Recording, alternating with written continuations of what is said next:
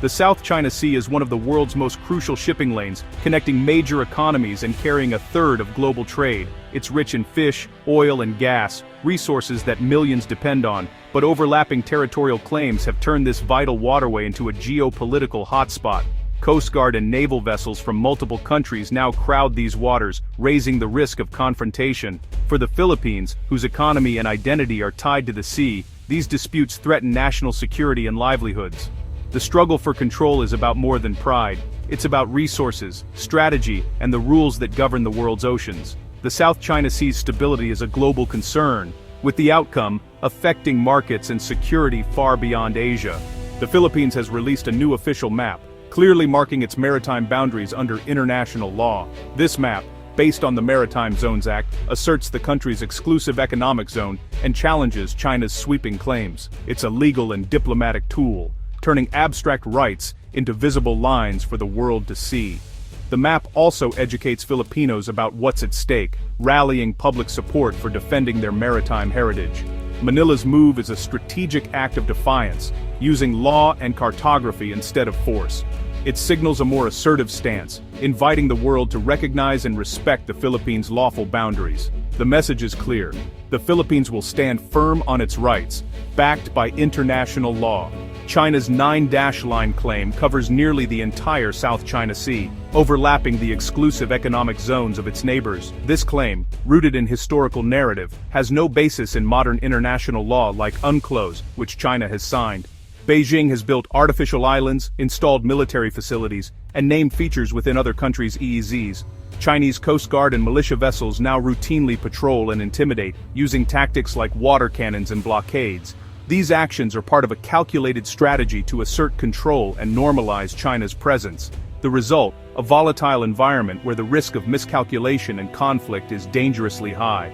The 9-line remains the central flashpoint in the region's escalating tensions. In 2013, the Philippines took a bold step by challenging China's sweeping claims in the South China Sea at an international tribunal in The Hague.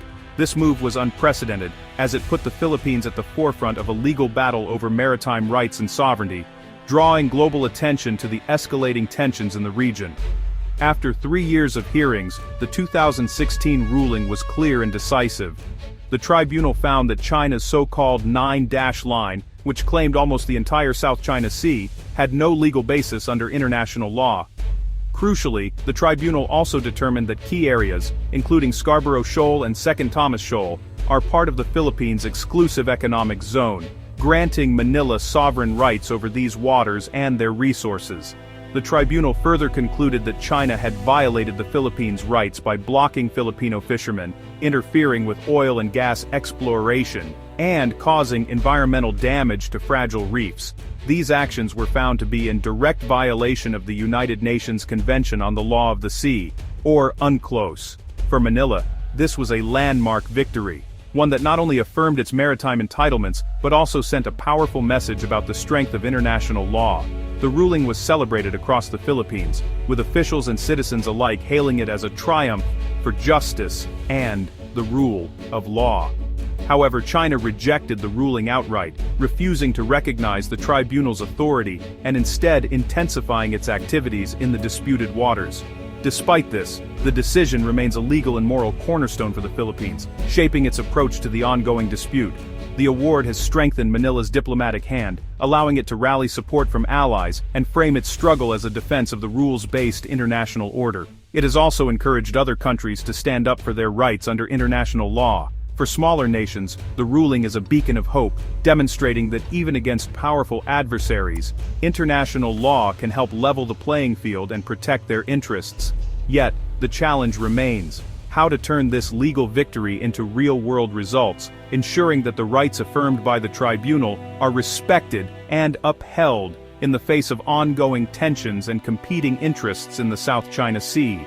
Facing China's growing assertiveness, the Philippines is strengthening alliances across the Indo-Pacific. Its mutual defense treaty with the U.S. is more active than ever, with joint exercises and advanced missile deployments on Philippine soil. Japan and Australia are key partners, providing patrol vessels, radar, and new defense agreements. India and South Korea are also supplying advanced weaponry, expanding Manila's security options. This network of alliances sends a clear message: the Philippines is not alone. By leveraging shared interests, Manila is building a collective deterrent to preserve peace and stability. The strategy is sophisticated, using partnerships to raise the cost of aggression and reinforce the international order. Scarborough Shoal and Second Thomas Shoal are the front lines of the South China Sea dispute, where tensions between China and the Philippines play out in dramatic and often dangerous ways. These remote maritime outposts have become symbols of national pride, sovereignty, and the struggle for control over vital fishing grounds and strategic sea lanes. At Scarborough, China's blockade has devastated Filipino fishing communities, despite international rulings that favor the Philippines. Once bustling docks now stand empty, and local fishers face dwindling catches and growing uncertainty about their future. The blockade has not only hurt livelihoods, but also deepened the sense of injustice and frustration among those who depend on these waters for survival. Recent confrontations have seen Chinese ships use water cannons and aggressive maneuvers against Philippine vessels, escalating the risk of accidental clashes. These incidents are not isolated, they are part of a pattern of intimidation and show of force that has become all too common in these contested waters. At Second Thomas Shoal, Filipino Marines hold out on a grounded warship, the BRP Sierra Madre, facing constant harassment and even violent boarding attempts by Chinese forces. Living in harsh conditions, these Marines are tasked with defending Philippine claims, often cut off from regular supplies and under the constant watch of Chinese ships circling nearby. Each resupply mission is a high-stakes operation, broadcast to the world as a symbol of Filipino resolve. These missions are fraught with danger, as supply boats must navigate blockades and aggressive maneuvers, all while the world's cameras are watching, turning every delivery into a test of willpower and international resolve. China sees these outposts as illegal encroachments on its claimed territory. The Philippines, on the other hand, views them as vital acts of sovereignty and a necessary stand to protect its maritime rights. The flags raised here are more than symbols.